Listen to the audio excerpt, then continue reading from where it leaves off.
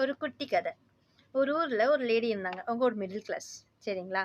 அவங்களுக்கு ஒரு birthday invitation வருது. அதுவும் ஒரு ரிச் பெர்சன் கிட்ட இருந்து. அவங்க சொந்தத்துல யாரோ ரொம்ப பணக்காரங்க போல அவங்க கிட்ட இருந்து வந்திருக்கு. ஸோ இந்த லேடிக்கு ஐயோ! கொஞ்சம் அவங்க பணக்காரங்க. ஸோ வந்து ராயல் லுக்ல போகணும் அப்படின்னு சொல்லிட்டு எல்லாமே ராயல் லுக்ல தர மாரி ட்ரெஸ் அதெல்லாமே பர்ச்சேஸ் பண்ணிறாங்க. பட் அதுக்கு மேட்சிங்கா ஒரு நெக்லஸ் போட்டா நல்லா இருக்கும் அப்படின்னு சொல்லிட்டு, அதுவும் வைர நெக்லஸ போய் பக்கத்து வீட்ல கடன் வாங்கியிருக்காங்க. பக்கத்து வீட்ல கொஞ்சம் ரிச் போல. அந்த அம்மாவும் கொஞ்சம் க்ளோஸா இருக்கனால குடுத்துருச்சு நம்பி. சரி போயிட்டு வந்து நாளைக்கு குடுங்க அப்டின்ட்டு.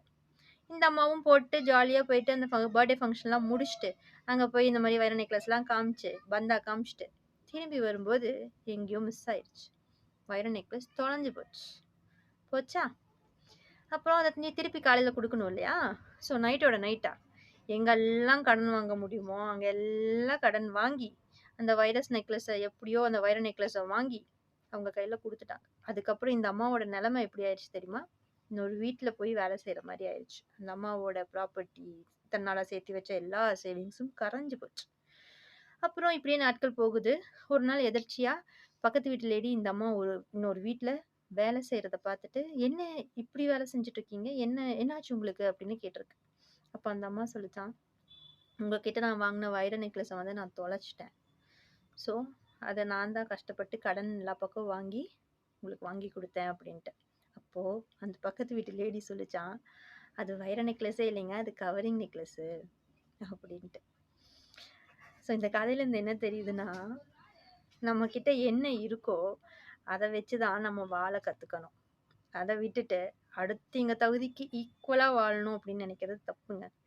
ஆசைப்பட்டு முன்னேறலாம். ஆசைப்படுறது நான் தப்புன்னு சொல்லல. ஆசைப்பட்டு முன்னேறலாம். ஆனா, நமக்கு வரவு இவ்வளவுதான்னு தெரியும். கரெக்ட்டா?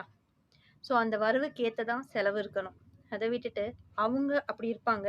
ஸோ அந்த அளவுக்கு நம்ம கெத்து காட்டணும், பந்தா காட்டணும் அப்படின்னு சொல்லிட்டு நம்ம போனோம் அப்படின்னா, கஷ்டப்பட்டு நிக்க போறது நாம தான். இந்த லேடி அவங்க கிட்ட இருக்கிற மாதிரியே ஜென்ரலா போயிருந்தாங்கன்னா தப்பிச்சிருப்பாங்க. ஒரு கவரிங் நகைக்கு வைர நெக்லஸ ஈடுகட்டி, இத்தன நாள் கஷ்டப்பட்டு, இனியும் எத்தன வருஷம் கஷ்டப்பட போறாங்கன்னு தெரியாது. கரெக்ட்டா? இதே மாரி தான் நம்மள்ல பல பேர் அப்படிதான் பண்ணிட்டுருக்கோம். அவங்க யானை மேல போறாங்க அப்படின்னா, நானும் யானை மேல போகணும் அப்படின்னு நெனச்சிட்டு இருக்காங்க. நமக்கு ஆண்டவன் குடுத்த 2 கால் இருக்கு. நடந்தே போலாம் போற இடத்துக்கு. யானை மேல தான் போகணுங்கிறது கிடையாது. ஸோ நம்மகிட்ட என்ன இருக்கோ, அத வச்சு வாழ கத்துக்கலாம். வாழ்க்கை சந்தோஷமா இருக்குங்க. காசு இல்லன்னா கூட.